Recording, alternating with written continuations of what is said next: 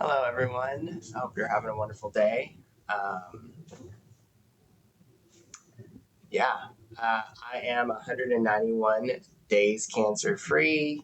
Last week I took 79,737 steps, ate all my fruits and veggies, and I am grateful for another day. For this week, I am grateful for coffee. Kind of always grateful for that one, but there's something about coffee that's just a little bit of a game changer. For a little bit there, when I was kind of crazy on my diet, I wasn't having coffee. I was just having green tea, but I'm back to having not a lot, but a little bit of coffee every day. And not so much just for the caffeine to like wake me up because I'm awake already, but it is just tasty. I just like it. It's just good. So anyway, that is what I am grateful for, and I'm sure many of you are as well. All right, so the topic this week is the Four Horsemen, and basically, I'm reading a book called Outlive, and I forget the name of the doctor who wrote it. Sorry, I should have. I'll put it in the comment or in the description, but it talks about things that basically are going to kill you and how to potentially avoid them. And in it, he defines Four Horsemen. And as I've been thinking about my channel and what I want it to be about, I don't want it to just be about cancer, because I think there's a lot more issues out there besides cancer. And as I discover them, I like to think I already beat cancer. So there's other things to be beaten. So anyway, what is going to kill you? So take these statistics with a grain of salt. As always, do your own research. But on the high end, up to 62% of all deaths are attributed to one of these four diseases. And we'll call them the Four Horsemen. And on the low end, it's 46%. So somewhere in the realm of 50% of everyone who dies because of one of these things. It's a big enough of a number that we should really be considering it and ways to like actively prevent, our lives from ending from one of these actions. So the first one is going to be heart disease. It is the number one killer globally and the number one killer in the United States with, over 19.9 million deaths globally in 2021. So I'm not sure what the numbers are like right now. It's like 33% of deaths. And then in the US, interestingly, it is not as big of a killer in US as it is globally. It's roughly 21.5% of our total deaths. Depending on who you look at, I'm sure the number is slightly different, but these are from, CDC kind of numbers. And ultimately, it's a lot of the reasons why you die. Now, a lot of times you're older, but not always. Now, the problem with the heart diseases is often you don't even know you have a heart disease until you had a heart attack. And so it's one of those things you can't wait to find out. And I think that's also a good reason why a lot of people die, because you either survive the heart attack and then you now are actively combating it. And there are a lot of people who do fall in that category, or you're dead. So what are the key risk factors for heart disease? Well, high blood pressure, high cholesterol, smoking, and diabetes. There's obviously others, but smoking, that's an obvious win. Don't do it. We all know we shouldn't be doing that. If you're doing that, there's a lot of risks associated to smoking, but it definitely is something you should consider not doing. Diabetes, it's not necessarily in your control, but we'll talk a little bit about diabetes later. And then high cholesterol and high blood pressure, those are the obvious symptoms you can see that should be indicators that you should be doing something, right? They're not perfect indicators. And when you look at heart disease, as I'm reading through this book, there are like low level indicators that like by the time you have high or high blood pressure or high cholesterol. You're already like well down your path, and it's pretty hard to reverse it. But it's not impossible. And that thing that this channel is about defying the odds of the medical traditional solutions, right? And the main reason why that is possible is with, discipline and intense focus and plants, you can heal your body. The reason why you might not think you can is because most people aren't willing to do what it takes. Most people won't eat the plants that heal them regularly enough to make a difference. Most people won't change their diet. Most people won't exercise, And so then the only option you have is a drug, and the drugs are masks. They're Band-Aids. They don't actually heal you. They just mask the symptoms. And then you end up on, a pill cocktail trying to keep you alive. And that does work. Like, it's not that it doesn't work, but it never heals you really. Because as soon as you get off of it, you still have the problem because you never went in and actually fixed it.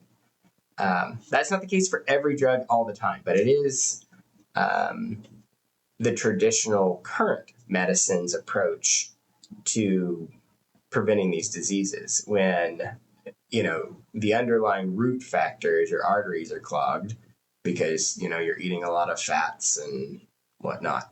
And you're not eating the plants that help you clear the arteries, right? So, anyway, heart disease, major concern. And everyone, realistically, with that percentage of people affected, literally just about everyone is at risk for it.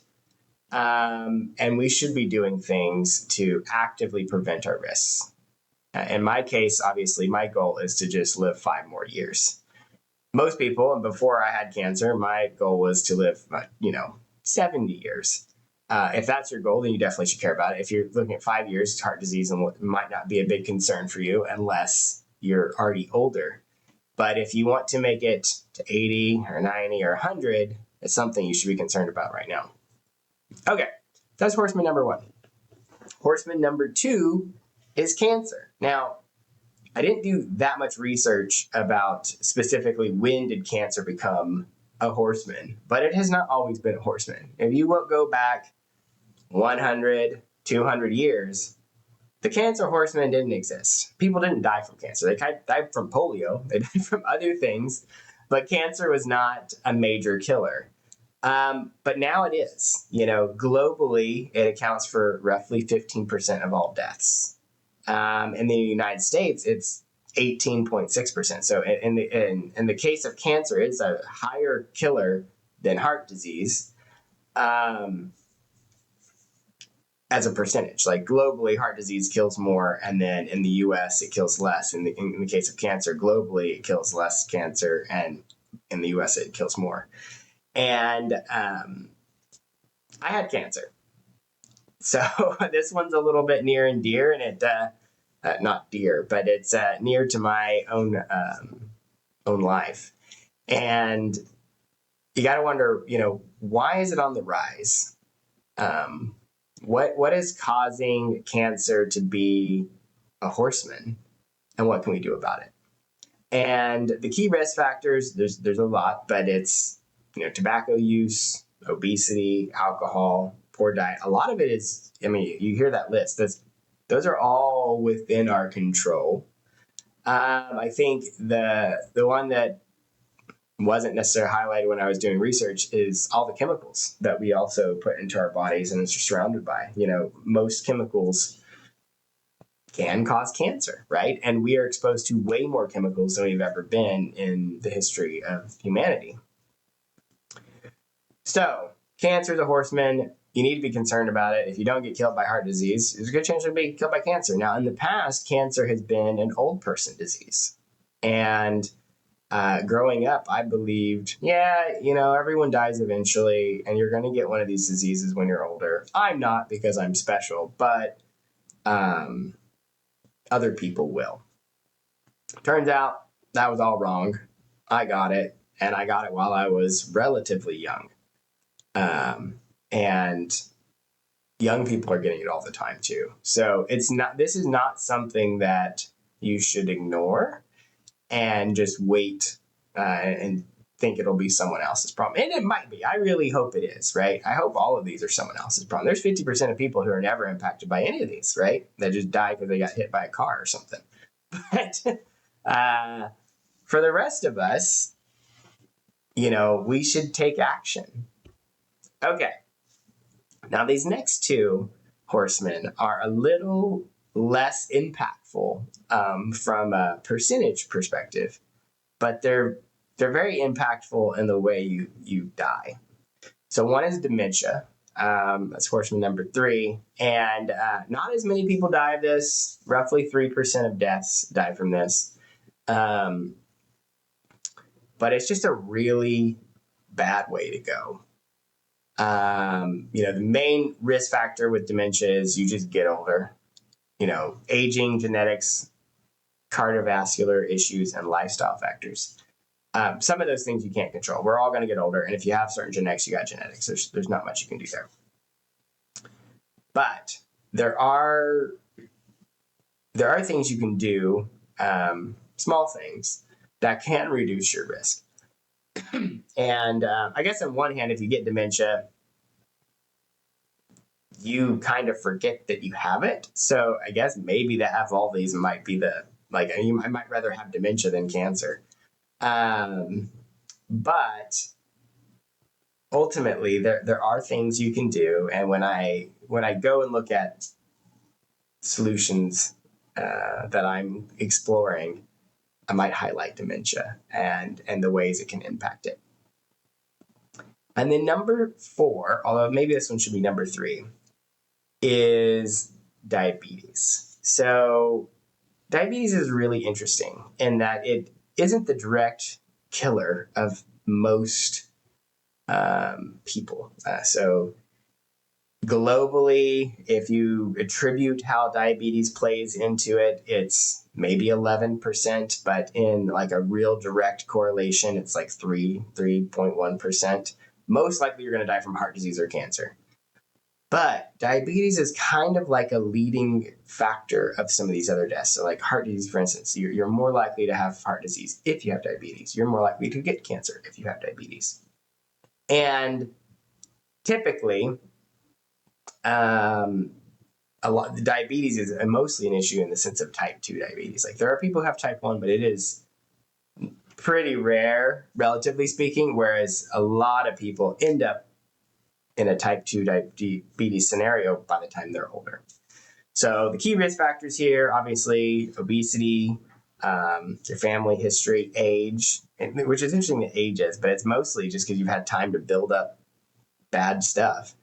And then inactivity. And I might do another video in the future about activity. But, for the longest time, I always thought about losing weight as a way of just, being healthy, not being overweight or whatever. And activity only mattered mostly. It didn't really matter because I could just eat less calories, right? I just eat less calories, and because if you go run a mile, it doesn't burn that many calories. So what's the point? Totally ignoring the fact that the act of moving is the benefit, right? It's not about the weight. Our obsession with the weight has been a problem as opposed to health. So anyway, those are the 4 horsemen. Odds are very good. You are impacted or know someone who's impacted by one of these, and if you do nothing, you'll die from one of these. My channel is going to be about fighting all of these horsemen and beating the crap out of them and giving tools and inspiration to do things to actively prevent one of these horsemen from getting you. So, yeah, that's what this is. There was some more stuff I was going to talk about, but we'll leave it at that because I'm running out of time and I got to move a little faster today. Specifically, we'll take a second here and talk a little bit about me and how I've been impacted by the horsemen. So really, the whole reason for this channel altogether is because a horseman came to my door and knocked, and then took my son. And then after that, he came and poked on me myself. So without that, I wouldn't even be talking. And that got me thinking about how I can take what I can control in my life, live the best life that I can. And the first thing to do is just be the healthiest I can be, and find out what being healthy really means, and ignore what the world has told me up to this point, because I think they're wrong. I'll go find out, right? So it's a little bit about discovery. And really, this channel is about discovering how to fight the horsemen and have a good time doing it. And then, that's what it is. Tough stuff is not a bad thing. Hard things make life more fun, but they're also hard. I'll have a couple links in the description as far as some reference to some of this data. This is kind of general, but as always, do your own research if you disagree. But it is worth noting that it's all scientific here. All right, so my hot take this week. What's up with your hair? Now I'm older. Not that old though. And I start growing stupid little ear hairs. And it's like, what's the point? It doesn't add any value to me, doesn't make me look better, doesn't make me feel better. But I got these stupid ear hairs now, and so I've got to either live with them or start tweezing them. Why? That's my hot take. That's all I got. All right. Well, a follow-up hot take. This is right when Trump put the tariffs out there and the stock market is crashing. If you care, man, it's a great time to buy. If you have any money floating around, maybe wait a few more days, but everything's on discount right now. This will not last. That's my other hot take for the week. All right, everyone. Well, thank you for watching. I appreciate all you. One call out. I am on some other platforms. I am on TikTok and Facebook and Instagram, as well as obviously YouTube. I am not posting as regularly on those because I am currently posting Luke's story on YouTube. But once that is done, I'm going to start posting more regularly on those other platforms as well. So if you use those other platforms, feel free to follow me on those. I'd appreciate it. More to come. All right. Well, thank you, everyone. You have a wonderful weekend, and we'll see you next time.